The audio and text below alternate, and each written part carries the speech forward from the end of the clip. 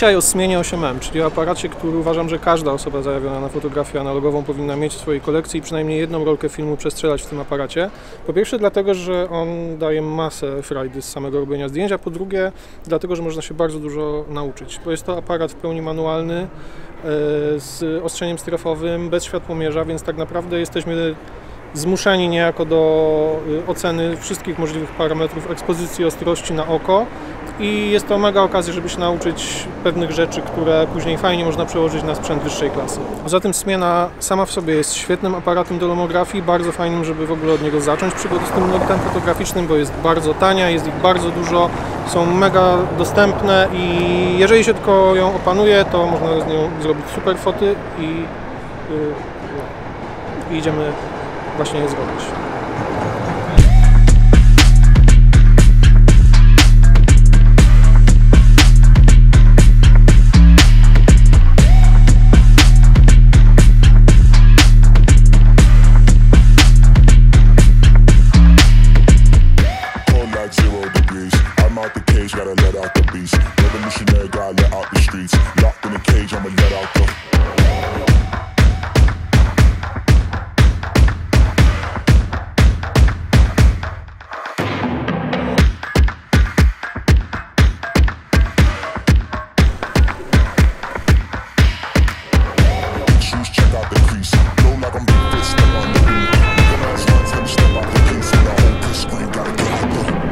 Ze Smieną jest tak, że trzeba wiedzieć o niej dosłownie kilka rzeczy.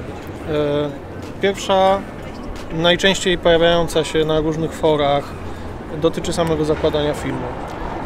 Jest jakieś takie przekonanie, taki stereotyp, z którym się często można spotkać, dotyczący tego, że potrzebne są kasetki rozbieralne na film, żeby włożyć film do Smieny. To jest nieprawdą zupełnie, bo owszem, one kiedyś były sprzedawane z takimi kasetkami, które można było otworzyć i zamknąć, ale równie dobrze można użyć kołeczka z dowolnej kasetki jednorazowej, którą po prostu trzeba rozwalić otwieraczem do kapsli i wyjąć ze środka ten kołek plastikowy, na którym jest nawinięty film i on po prostu wtedy działa jako szpulka odbiorcza. Trzeba go wsadzić z prawej strony, zahaczyć film, tylko trzeba go wyciąć w taki kształt, żeby normalnie końcówka jest wcięta z jednej strony, trzeba zrobić symetryczne wcięcie z drugiej i wtedy ta wąska końcówka wchodzi centralnie w ten kołeczek i jest wszystko ok. Więc jeżeli macie na przykład Smienę gdzieś znalezioną w starych rzeczach i brakuje w takiej Smienie szpulki odbiorczej, to można iść do jakiegokolwiek labu, poprosić o jakąś starą kasetkę. Oni mają tego pełno, bo jak wywołują film ludziom, to po prostu te kasetki wyrzucają, więc zazwyczaj można dostać za darmo takie kasetki. No i wystarczy to otworzyć, wyjąć kołeczek i to wystarcza. Bardzo ważna rzecz, którą trzeba wiedzieć na temat Smieny, żeby poprawnie nią robić zdjęcia, to jest kwestia strefowego ustawiania ostrości. Jest o tym film na kanale osobny i tam są wszystkie szczegółowe informacje, które ja znam na ten temat, ale mówiąc w skrócie, chodzi o to, że jak patrzymy przez wizjer w aparacie, to niestety nie jesteśmy w stanie stwierdzić, czy obraz jest ostry, czy nie, więc trzeba wypracować sobie taką umiejętność szacowania odległości na oko. Są po prostu wartości podane na pierścieniu. Minimalna odległość ostrzenia to jest 1 metr. No i w miarę jak obracamy pierścieniem, to tu się pojawiają kolejne wartości i też są takie piktogramy, które mają to ułatwić, że na przykład przy zdjęciu portretowym, no to mamy tutaj taki obrazek, że to jest ta poprawna wartość, ale to oczywiście są takie obrazki, które jedynie w przybliżeniu działają i nam nie gwarantują w 100%, że zdjęcie wyjdzie ostre, więc to, co jest w ogóle mega najważniejsze w ustawianiu ostrości w Smienie, to jest domykanie przysłony najbardziej jak się da. Dlatego, że im bardziej zamkniemy przysłonę, tym większa jest głębia ostrości i tym większa jest tolerancja na błąd. Jeżeli się pomylimy i coś jest 2 metry od nas, a my ustawimy na przykład 2,5 metra na obiektywie, to przy dużej głębi ostrości i tak ten obiekt, który jest 2 metry od nas, będzie ostry. Dlatego też ja zazwyczaj w Smienie staram się używać filmów o wysokiej czułości.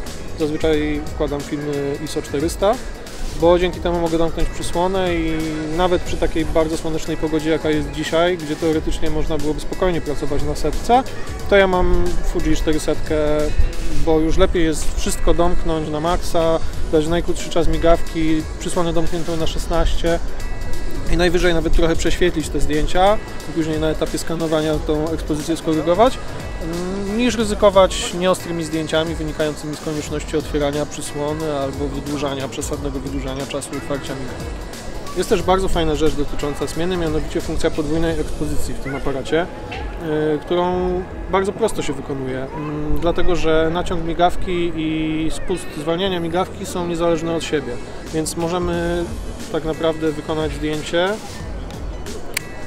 i nie przewijać filmu do następnej klatki, bo nie mam takiej blokady ponownego wyzwolenia, to po prostu jeszcze raz naciągamy migawkę, jeszcze raz robimy zdjęcie. W tym momencie ten sam fragment filmu naświetliliśmy 2 razy. Oczywiście można to zrobić ile razy chcecie, zazwyczaj się robi podwójną ekspozycję i to jest w ogóle najtańszy aparat chyba jaki jest dostępny, który ma taką funkcję, więc to jest super opcja. I jest jeszcze jeden minus tego aparatu, który jest już bardzo dużym problemem i z tym miałem duży kłopot. Mianowicie wizjer jest strasznie prosty, to jest po prostu takie banalnie proste okienko, które w bardzo, bardzo przybliżonym stopniu pokazuje docelowy kadr, jaki wyjdzie na zdjęciu, dlatego że jak się przez nie patrzy, to tak naprawdę wystarczą drobne ruchy w prawo, w lewo, do góry i na dół i nagle widzimy elementy, które wcześniej były niewidoczne. Ja też na przykład przez to, że noszę okulary, to trochę moje oko jest dalej od tego wizjera. Jak się tak faktycznie go bardzo mocno przyciśnie do twarzy, ten aparat, to wtedy lepiej to działa, ale jak ktoś nosi okulary, to jest duży problem. Więc trzeba pamiętać, że zdjęcie na bank, kadr będzie na bank szerszy niż to, co widzicie przez to okienko. I dobrze jest, jak się robi zdjęcie, tak minimalnie się rozejrzeć w prawo i w lewo wewnątrz wizjera, żeby mieć pewność, czy jakiś element niechciany nie wchodzi w kadr. Oczywiście zawsze można potem przyciąć to zdjęcie, ale mimo wszystko dobrze jest się zorientować, co jest jakby w przestrzeni dookoła elementu, który Was interesuje. To jest trochę na odwrót niż w dalmierzach. Dalmierze właśnie to jest w nich super i to w nich uwielbiam, że w nich wizjer widzi bardzo szeroko i ma naniesioną ramkę kadru, więc zawsze widzimy ten kontekst, z którego wydobywamy dany kadr, a tutaj jest trochę na odwrót. Musimy się porozglądać wewnątrz wizjera, żeby w ogóle mieć dostęp do tego kontekstu i mnie na przykład to przeszkadza. Ale Wam nie musi. To, co jest mega fajne w tym aparacie i co w dużej mierze przesądza o tym, że warto w ogóle go kupić, to jest sam obiektyw. Bo oczywiście sam aparat jest super, jest ładny i w ogóle bardzo przyjemnie się z niego korzysta, mimo że jest taką plastikową cegłą. Natomiast obiektyw, jak na aparat, który można kupić za 15-20 zł, jest naprawdę super. Jest dosyć ostry w porównaniu z innymi tanimi aparatami. Ma bardzo fajną ogniskową 40 mm. Jak oglądacie filmy na tym kanale, to wiecie, że uwielbiam 40 mm. Canonet G3QL17, czyli mój główny aparat, to właśnie jest aparat z obiektywem o ogniskowie 40 mm. I ogólnie dużo jest bardzo fajnych sprzętów z tą ogniskową. To jest taka ogniskowa, która jest prawie że idealnie odzwierciedlająca to, jak świat wygląda z perspektywy ludzkiego oka. Więc ona jest bardzo dobra do takiej fotografii dokumentalnej, która nie próbuje stylizować rzeczywistości, tylko bardziej ją odzwierciedlać. Jeżeli ktoś z Was jest zainteresowany takim bardziej dokumentalnym czy reporterskim stylem fotografii, to 40 mm to jest obiektyw, który może być super narzędziem. No bo jest to taki kompromis między dwiema bardzo popularnymi ogniskowymi, ale przez to, że są popularne, to mogą też się wydawać nudne. Mam na myśli 50 mm i 35 mm. No to 40 jest tak w połowie drogi i jest super kompromisem między szerokokątnym obiektywem, a taką standardową 50, z którą się spotkacie w większości na przykład lustrzanych na film. Więc 40 mm światło 4. Nie jest to jasny obiektyw, ale przy strefowej ostrości to i tak w sumie otwieranie go szerzej niż do 5,6 nie ma większego sensu, to znaczy, no chyba, że nie ma wyboru i trzeba to zrobić, ale no, jednak głębia ostrości wtedy tak drastycznie się zmienia, tak maleje, że naprawdę łatwo jest się nie wstrzelić we właściwy punkt na obiektywie, więc ja tak naprawdę staram się nie schodzić poniżej 8 z przysłoną w tym aparacie. No i obiektyw ogólnie robi dziwne rzeczy. Jest ostry, ma ładną plastykę, ale robi dziwne rzeczy i to właśnie sprawia, że te zdjęcia jednocześnie wyglądają super jakościowo, a jednocześnie mają taką charakterystyczną dla lomografii plastykę i tam się mogą pojawić dziwne flary. Miałem na przykład też egzemplarze poszczególne tych aparatów się między sobą różnią. Miałem taką smienę, która niestety migawka w niej się rozsypała, ale była jedyną moją smieną, która robiła takie dziwne ramki wzdłuż lewego i górnego brzegu zdjęcia. I prześmieszne to było, podobało mi się to na niektórych kadrach bardzo mocno i jest to coś, czego się nie da podrobić za bardzo, więc właśnie to jest w sumie urok tych aparatów, że one też się różnią między sobą, bo to była taka tania, radziecka, masowa produkcja i po prostu ma to swój urok. Można to bardzo polubić, jak się zacznie korzystać z tych sprzętów. Zmiana 8M to jest aparat, który ma dosyć specyficznie rozmieszczone różne pokrętła odpowiedzialne za parametry ekspozycji, bo to, co jest dosyć typowe, to spust migawki tam, gdzie w 90% aparatów i pokrętło zmiany ostrości na obiektywie. Natomiast jeśli chodzi o czas otwarcia migawki i przysłonę, zwłaszcza przysłonę, to już nie jest zbyt typowo, bo pierścień zmiany przysłony znajduje się zaraz tutaj przy przedniej soczewce obiektywu.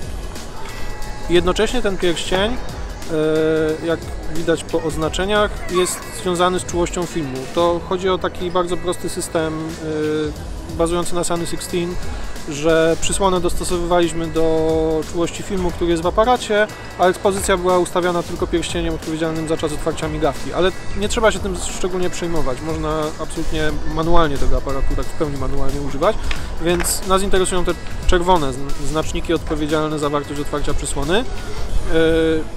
Najjaśniej możemy ten obiektyw otworzyć do 4, a domknąć do 16. Więc to jest takie nie do końca wygodne, ale w sumie jak się fotografuje w takim pseudo-priorytecie przysłony, to po prostu raz ustawiamy tutaj odpowiednią wartość i potem korekta ekspozycji w trakcie robienia zdjęć powinna się odbywać pierścieniem odpowiedzialnym za czasy migawki, który też nie jest bezpośrednio na korpusie, tylko zaraz przy obiektywie. Tutaj się go obraca. I pewną wadą z mojego punktu widzenia jest to, że wartości są podane z boku, a nie u góry. U góry są takie znaczniki związane z tą regułą Sunny 16, która, no nie wiem, pokazuje, że jak jest pełne słonko, no to tutaj trzeba ustawić czas, ale ten czas to tak naprawdę możemy odczytać, jak sobie obrócimy aparat, że to jest 1/250 sekundy. Więc jak się patrzy z góry, no to trzeba tak obrócić aparat, jeżeli oczywiście się tych wartości nie zna na pamięć, no i to może być niewygodne, ale poza tym działa w porządku. Więc przy samej przedniej soczewce przysłona, cały obiektyw to jest ostrość, wąski dosyć, ale całkiem komfortowy pierścień zmiany czasów migawki. On działa tak z takim fajnym skokiem. Może się wydawać tak wizualnie, że on jest niewygodny, ale sprawdza się bardzo dobrze. Zaraz koło niego jeszcze jest naciąg migawki, który jest niezależny względem spustu, więc dzięki temu możemy robić podwójną ekspozycję albo wielokrotną ekspozycję tym aparatem. No i spust migawki, przesuw filmu, rolka do zwijania filmu i niestety ręczny licznik klatek, który bardzo łatwo można sobie przesunąć w trakcie robienia zdjęć.